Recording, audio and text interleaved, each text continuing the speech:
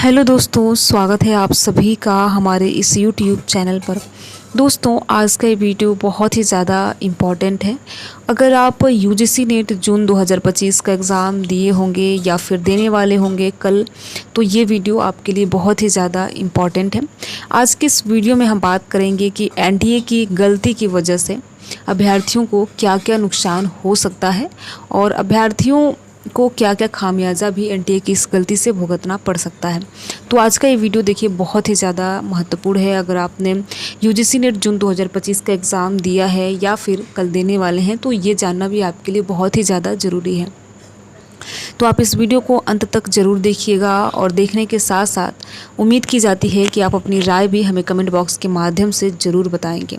तो क्या पूरा मामला है आज की इस वीडियो में जानेंगे, तो इसीलिए वीडियो को आप अंत तक देखिएगा और देखने के साथ साथ अपने यार दोस्त मित्र को भी शेयर कीजिएगा। देखिए, आप सभी को पता है यूजीसी नेट जून 2025 का एग्ज़ाम 25 जून से कंडक्ट हो रहा था और 29 जून तक आपका एग्ज़ाम चलने वाला है, यानी कि 25, 26, 27 और 28 तक के एग्ज़ाम हो गए हैं। कल 29 है और कल आपका लास्ट एग्ज़ाम है, ठीक है।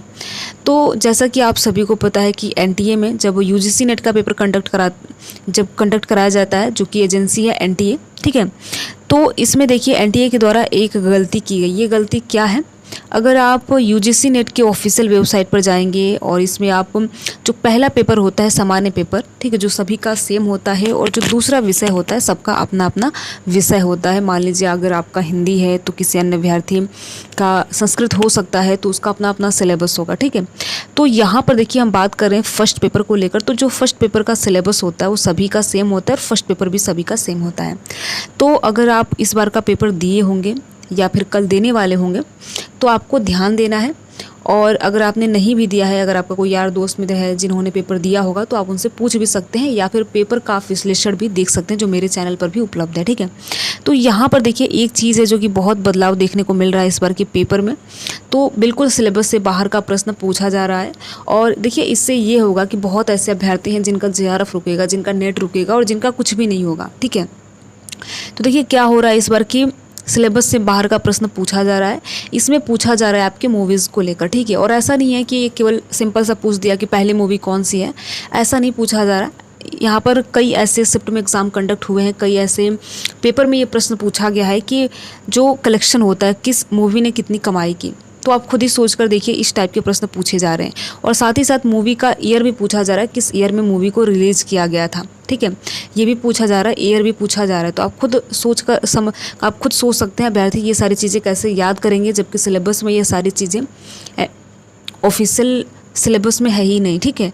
तो ये सारी दिक्कतें इस बार आ रही है एग्ज़ाम में। अगर आपने भी एग्ज़ाम दिया है, अगर आपके एग्ज़ाम में भी, आपके पेपर में भी इस टाइप के प्रश्न पूछे गए हैं, तो आप हमें कमेंट बॉक्स के माध्यम से बता सकते हैं। तो देखिए पहली चीज़ ये हो रही है कि मूवी तो पूछी जा रही है। चलिए पहली मूवी, अगर ये पूछा जाए कि पहली मूवी कौन सी है तो समझ में आता है, लेकिन ये पूछा जाए, कोई भी मूवी का नाम बोला जाए और बोला जाए कि ये कब, किस वर्ष इस मूवी को रिलीज़ किया गया था, तो ये देखिए बहुत ही कठिन है, क्योंकि ये सिलेबस में है ही नहीं।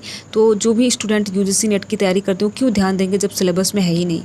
तो इससे देखिए अभ्यर्थियों को 3 नंबर नहीं, इससे 6 नंबर का अभ्यर्थियों को नुकसान होगा, क्योंकि कहीं कहीं 3-3 ऐसे प्रश्न बने हैं, इस टाइप के प्रश्न बने हैं, ठीक है। तो 6 नंबर आप सभी को पता है बहुत ज़्यादा कीमती है। और 6 नंबर का महत्व आप इस प्रकार से भी समझ सकते हैं कि कई ऐसे अभ्यर्थी हैं जिनका जेआरएफ 1 अंकों से रुकता है, नेट रुकता है, साथ ही साथ ओनली पीएचडी भी नहीं हो पाता है। तो देखिए एनटीए के इस गलती का जो खामियाजा है अभ्यर्थियों को भुगतना पड़ सकता है, वो भी किस रूप में, जैसे कि जेआरएफ ना होना, नेट ना होना, कुछ अंकों से ओनली पीएचडी ना होना, कुछ भी ना होना, ये सारी चीज़ें जो है अभ्यर्थियों को भुगतना पड़ सकता है। अब बात यह है कि देखिए अगर आपने यूजीसी नेट जून 2025 वाला एग्ज़ाम दिया है, चाहे आप 25 वाला, 26, 27 किसी भी शिफ्ट में अगर आपने एग्ज़ाम दिया है और आपके पेपर में इस टाइप के प्रश्न पूछे गए मूवी से, यानी सिनेमा जगत से प्रश्न पूछे गए हैं, तो आप एनटीए को मेल ज़रूर कीजिए, जिससे कि ये हो, क्योंकि सिलेबस में तो है ही नहीं, तो अभ्यर्थी उम्मीद भी नहीं करेंगे कि इस टाइप के प्रश्न पूछे जाएँ। तो आप सभी को मेल करना है जिसके भी पेपर में इस टाइप के प्रश्न पूछे गए हैं, तो आप एनटीए को मेल कीजिए, ठीक है। जिससे ये होगा कि अगर नेक्स्ट जो एग्ज़ाम होगा, अभी तो जो चल रहा है वो तो होगा ही, लेकिन जो दिसंबर 2025 वाला एग्ज़ाम होगा उसमें ये सारी चीज़ें देखने को ना मिले, ठीक है, या तो हो जाए पहले सिलेबस में बदलाव करके बता दिया जाए। इस बार आप सभी को पता है सिलेबस में बदलाव भी नहीं किया गया था और यहाँ पर पैटर्न आप देख सकते हैं कि एक्स्ट्रा चीज़ें देखने को मिल रही जो बिल्कुल अभ्यर्थी उम्मीद भी नहीं किए थे कि मूवी को लेकर प्रश्न पूछा जाएगा। हॉलीवुड मूवी को लेकर भी प्रश्न पूछा गया है।